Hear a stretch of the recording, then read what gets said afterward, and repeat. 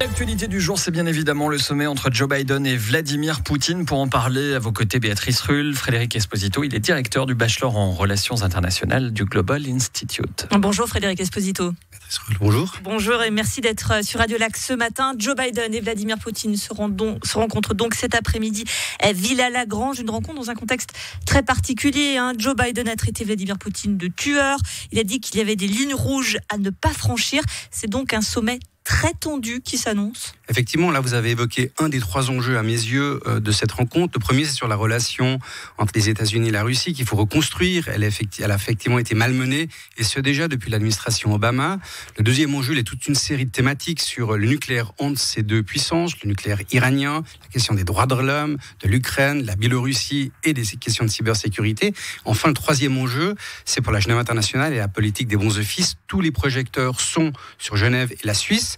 On joue une carte importante, et c'est pas du tout une rente de situation. Il va falloir la défendre, et c'est aussi un des enjeux de ce sommet. Quand vous dites que la Genève internationale joue une carte importante, c'est-à-dire que c'est un peu qui tout double, on peut tout gagner ou on peut tout perdre si jamais il y avait un problème entre ces deux grands, s'il y a un claqué la porte ou je ne sais quoi? Pas forcément, mais il ne faut pas oublier que d'autres villes, et notamment dans des pays qui ne font pas ou qui font pas partie de l'OTAN, effectivement, pour la Norvège par exemple, la Genève n'est pas forcément la seule ville qui peut héberger et accueillir un sommet de ce type-là.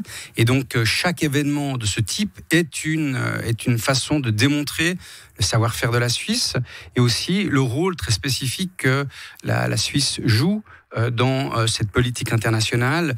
Il y a eu des rencontres, on a fêté l'année passée les 100 ans du multilatéralisme ici à Genève. On a donc un passé, on a un patrimoine, mais le patrimoine, ça s'entretient. C'est pas que des bâtiments, c'est aussi de la politique, et donc ce sommet est aussi important pour montrer le savoir-faire de Genève, de la Suisse dans l'accueil de la délégation, et puis aussi pour faciliter les discussions, même si, comme on l'a vu hier, les échanges entre notre président de la Confédération et Joe Biden ont été très courts. C'était pas que protocolaire. Je crois qu'il y avait aussi une volonté de remercier de la part du président américain son hôte, à savoir M. Parmelin. Il ne se voit tout de même que quelques heures, Joe Biden et Vladimir Poutine, 4-5 heures normalement. Alors c'est beaucoup et c'est très peu en même temps pour modifier des positions. Qu'est-ce qu'on peut en attendre ? Alors, les personnes qui ne sont pas très optimistes, les pessimistes diraient finalement pas grand-chose. Certains... Une prise de contact ? Alors, je pense qu'il faut peut-être recontextualiser. L'arrivée, ce sommet voulu par Poutine, est une façon aussi de reconnecter la relation et de relancer la relation entre États-Unis et la Russie. Je l'évoquais, Obama avait essayé de faire ce qu'il avait appelé un reset pour repartir de zéro. Trump a malmené par ses incertitudes dans son comportement la relation avec la Russie. Et puis, il y a, si je peux dire, quelques éléments qui fâchent. Les élections de 2016 ou 2020 ont vu une intervention, malgré tout présente, relayée dans un rapport de la Russie pour ce processus électoral américain. Il y a aussi, bien évidemment, la question des droits humains et le statut de Navalny actuellement. Donc, il y a des éléments de tension au sein de cette relation. Et puis, vous l'avez évoqué, valider un terme mis en avant par un journaliste pour dire oui, Poutine est un tueur, ou qu'il y a une ligne rouge à pas dépasser, c'est aussi une façon de rappeler qu'il y a un minimum de règles que l'un et l'autre d'ailleurs devront respecter, mais qui montrent que la relation entre les deux n'est pas au bout fixe. Donc Genève est aussi une façon de rabibocher, si vous me permettez ce terme, ces deux grandes puissances, car un bon accord et une bonne relation favorise aussi la gouvernance mondiale, puisqu'on pose souvent la question, mais au fond, pourquoi est-ce important ? C'est fondamental sur le multilatéralisme global que deux de ces grandes puissances puissent bien s'entendre et qu'il n'y ait pas de zone de tension ou de friction. Et tout de même, il n'y aura pas de conférence de presse commune des deux chefs d'État, ça c'est quand même un signe qu'il ne faut pas non plus attendre monts et merveilles de cette rencontre. Absolument, mais ça montre qu'on est bien à un début de relation et qu'on est encore assez loin d'une conférence de presse commune entre les deux leaders. Parce qu'effectivement, les dossiers, il y en a beaucoup, ils sont très tendus. Parmi les dossiers qui les concernent tous les deux, il faut rappeler que 90% de l'arsenal nucléaire, il est partagé entre la Russie et les États-Unis, ils viennent de renouveler, et ça c'est positif, le traité START jusqu'à 2026 pour contrôler cet arsenal nucléaire. De la même façon, sur le nucléaire iranien, l'un et l'autre sont prêts effectivement à également entrer à nouveau en matière. Donc ça, c'est des éléments, je dirais, plutôt positifs. Les éléments de fâcherie, il y en a effectivement beaucoup.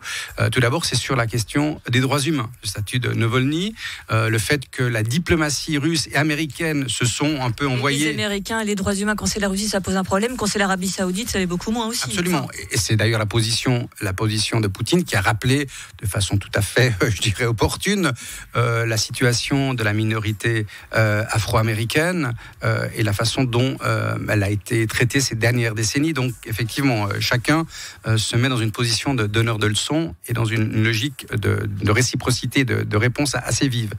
Il y a aussi, et je pense que ça c'est un des grands enjeux, sur les questions de cybersécurité. Je l'ai évoqué tout à l'heure sur le processus électoral américain. Il n'y a pas que cela. On sait qu'aujourd'hui, les tensions dans le cyberespace sont aussi des éléments, des catalyseurs qui peuvent conduire à des tensions sur le terrain. Et donc là, il y a un enjeu qui est particulièrement fondamental. Et puis, je crois que c'est aussi la réalité aujourd'hui de l'actualité, la position vis-à-vis de l'Ukraine.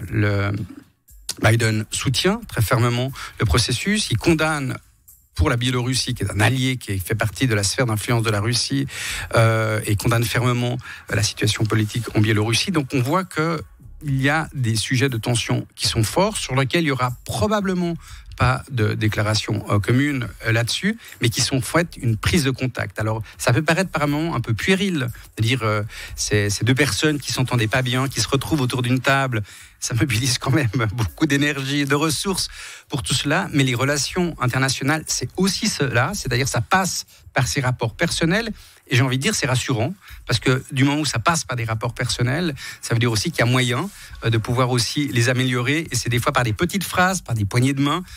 Souvenez-vous peut-être, 1985, lorsque Gorbatchev et le président Reagan étaient à Genève, une des photos qui était au fond le symbole de cette détente, c'était ces discussions au coin du feu.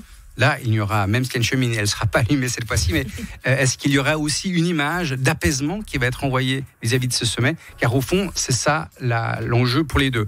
Maintenant, pour la politique de l'un et de l'autre, pour les États-Unis, la priorité est davantage sur la Chine aujourd'hui que sur la Russie, même si elle va peut-être instrumentaliser la Russie par rapport à ses relations avec la Chine. Et ça, c'est un autre enjeu. Beaucoup d'enseignements à tirer de cette rencontre. La politique des petits pas, c'est un peu ce que l'on verra ce soir. Merci beaucoup Frédéric Esposito, directeur du Bachelor en Relations Internationales du Global Institute, d'avoir été sur Radio Lac ce matin. Merci à vous.